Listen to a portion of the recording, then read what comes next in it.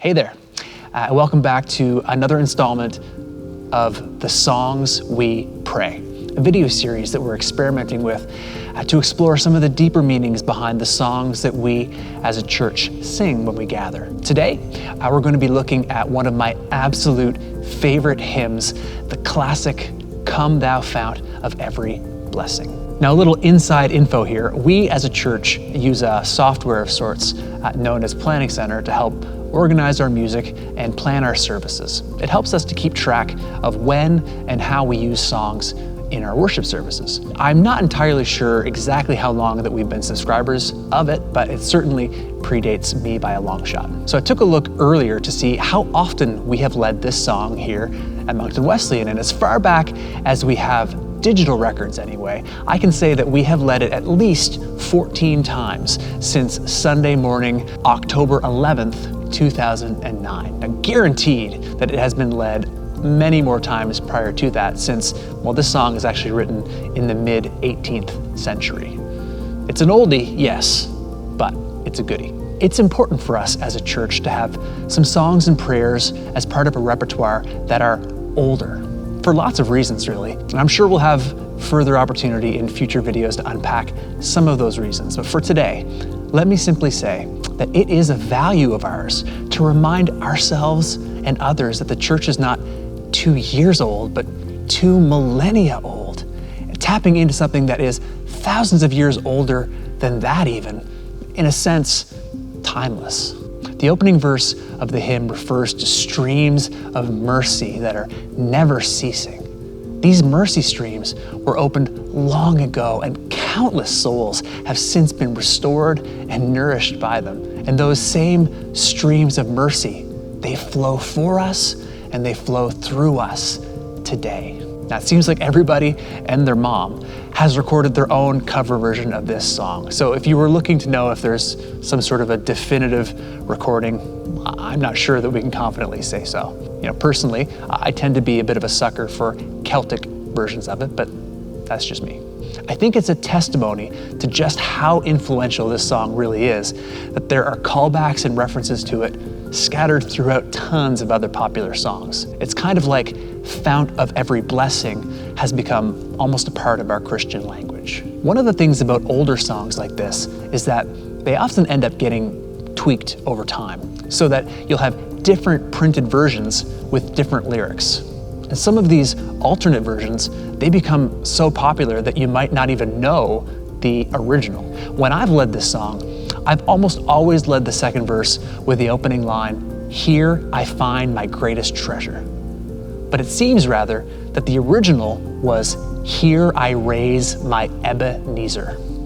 And no doubt, for many of us, if we hear the word Ebenezer in any context at all, it's probably most likely going to conjure up images of Charles Dickens's Scrooge, from A Christmas Carol. But actually, this word is referencing something from the Old Testament, the book of 1 Samuel, chapter 7. So just quickly for context, the people of Israel, they moved from Egypt into the Promised Land. And at least a few hundred years have gone by, and they were not being ruled by kings per se, right? But by judges. They were these somewhat ambiguous characters who operated somewhere between the space of prophet, priest, and king. The last, but certainly not the least, of these characters was Samuel. Now, all this time, the Israelites, they were having trouble with various people groups, and perhaps most notably, with the Philistines. We remember the Philistines, yes? Goliath? He was the poster boy for the Philistines. But there were tons, many skirmishes between these two peoples. And at one such time, Samuel led the people to a decided victory against their enemies. And he did so with the undeniable help of the Lord. If you'd like to read a little bit more about it, you can check out 1 Samuel chapters 6 and 7. But for now, the important part is what happened next. Then Samuel took a stone, and he set it up between Mizpah and Shen. He named it Ebenezer, saying, "Thus far the Lord has helped us."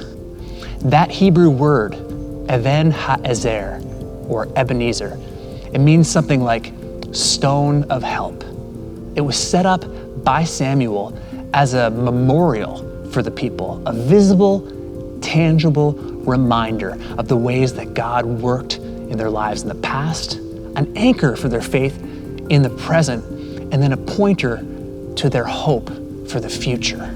Earlier on in the time and the book of Joshua, a similar memorial was built to serve, Joshua says, to serve as a sign among you. In the future, when your children ask you, "What do these stones mean?" Tell them. Tell them. These stones of help, these memorials, they're invitations to share our stories as well as anchor points for our own remembering. The further away we get from the moments of God's help in our lives, the more difficult it seems to be to remember who really helped us and how. Now, the third verse of this hymn goes like this: "Oh, to grace, how great a debtor daily I'm constrained to be. Let thy grace now, like a fetter, like chains, bind my wandering heart to thee." Because it's prone to wander, Lord. I feel it. Prone to leave the God I love. Here's my heart. Oh, take and seal it. Seal it for thy courts above. These songs that we pray together, they're memorials, they're stones of help that help us to proclaim the story of God's rescuing and transformative grace to each other and to ourselves, binding our hearts together to His.